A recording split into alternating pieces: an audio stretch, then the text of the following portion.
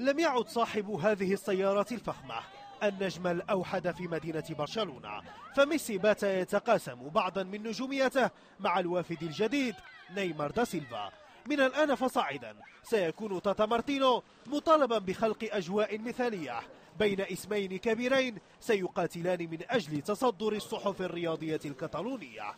في أول حصة تدريبية بحضور ميسي ونيمار أرغمت عدسات الكاميرا على تجاهل اللاعبين الآخرين والتركيز عليهما قبل كل شيء. أفضل لاعب في كأس القارات اختار البقاء بجانب مواطنيه ألفيش وأدريانو من أجل التأقلم في أسرع وقت ممكن، فيما ميسي لم يفارق صديقه خوسيه مانويل بينتو. انطلاقا من الآن عهد جديد وأكثر من حاكم، كل لاعب سيبحث عن فضاء للتألق، وهنا البارسا قد يفوز أو يخسر. نيمار، ميسي، ميسي، ميسي، ميسي، نيمار، ميسي، نيمار. أعتقد أن ميسي ونيمار سيتفاهمان في الملعب، لكني لست متأكدا من ذلك. اللعب مع ميسي يجبر المهاجمين الآخرين على امتلاك أدوار أخرى، ولا أدري هل نيمار سيوافق على دور مختلف عن الذي كان يقوم به في سانتوس. ظهور ميسي ونيمار في ملعب التدريبات أراح النجوم الآخرين من ضغوطات الإعلام.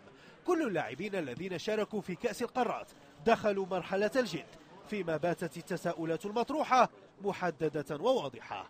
هل سينجح تاتا في فرض شخصيته على فريق أسطوري؟ وهل سيعود البارسا إلى أوج عطائه رغم اختياره خطا جديدا؟ وهل سيظل سيسك فابريغاس في صفوف فريقه في ظل اهتمام واضح من المان يونايتد؟ سيسك متحمس لخوض هذا الموسم وأعتقد أنه سيبقى معنا، لكن هذا الموضوع شخصي بالنسبة له.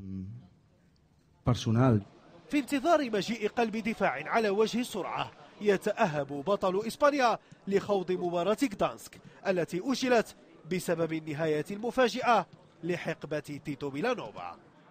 بدأت العلاقة رسميا بين ميسي ونيمار، فيما البعض في إسبانيا يخشى غياب الهدوء بين أرجنتيني يملك مفاتيح النادي منذ سنوات وبرازيلي لن يرضى بدور ثانوي مع مرور الأيام.